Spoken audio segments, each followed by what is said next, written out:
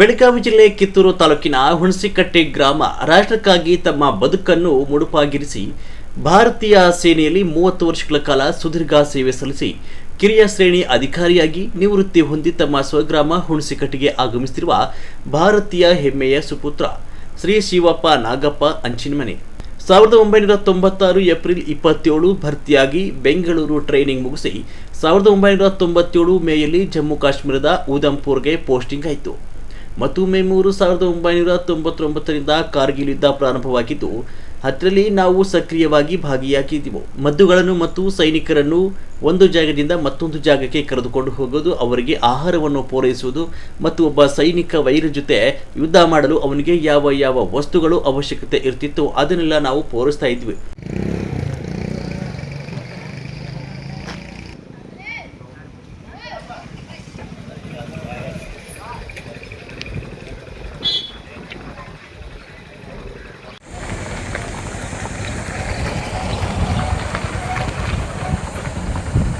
ಅದ್ರಾಗ ನಾ ಈ 30 ವರ್ಷ ಸರ್ವಿಸ್ ಮಾಡ್ಬೇಕಂತಿದ್ರೆ ಎಲ್ಲರೂ ಸಪೋರ್ಟ್ ಐತೆ, ಮನೆಯನ್ನವರು.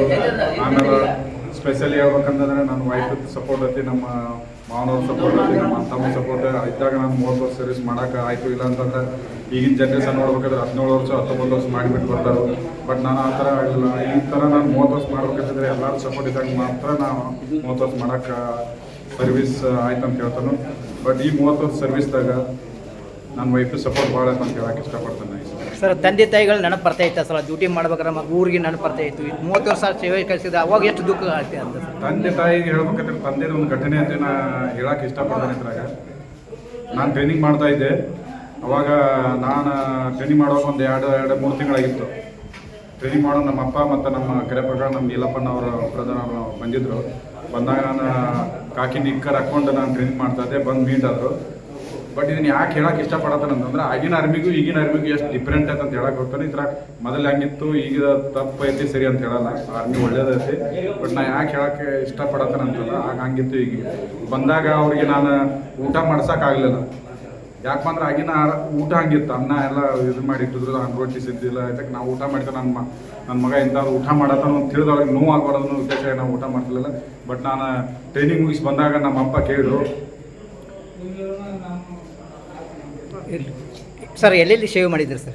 ನನಗೆ ಊಟ ಮಾಡಿಸಲಿಲ್ಲ ಅಂತೇಳಿ. ಬಟ್ ನಾನು ಹೇಳ್ಕೊಂಡು ಅದಕ್ಕೆ ನೋವು ಆಗ್ತದಾಗ ಆಮೇಲೆಲ್ಲ ಸೇರಿತ್ತು. ನಾನು ಎಲ್ಲೇ ಸರ್ವಿಸ್ ಮಾಡಿದ ನಂತರ ಫಸ್ಟ್ ನಾನು ಉಧಂಪುರದಾಗ ಮಾಡಿದೆ. ಕಾರ್ಗಿಲ್ ಯುದ್ಧದಲ್ಲಿ ಶಾಮೀಲಾಗಿದ್ದೆ.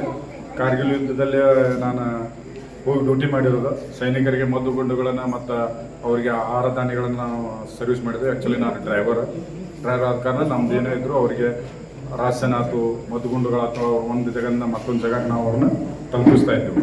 ಬಟ್ ಆ ಎಕ್ಸ್ಪೀರಿಯನ್ಸ್ ಹೇಳ್ಬೇಕಂತಂದ್ರೆ ತುಂಬಾ ಇದೆ.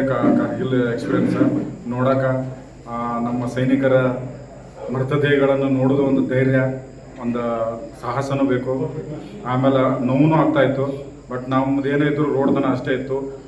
ಇನ್ಫೆಂಟ್ರಿ ಸೈನಿಕರು ಹೋರಾಡ್ತಾ ಇದ್ರು. ಅದನ್ನು ಹೋರಾಡೋದು ನೋಡೋದು ಒಂದು ಹೆಮ್ಮೆ ಅನಿಸುತ್ತೆ, ಧೈರ್ಯ ಅನಿಸುತ್ತೆ.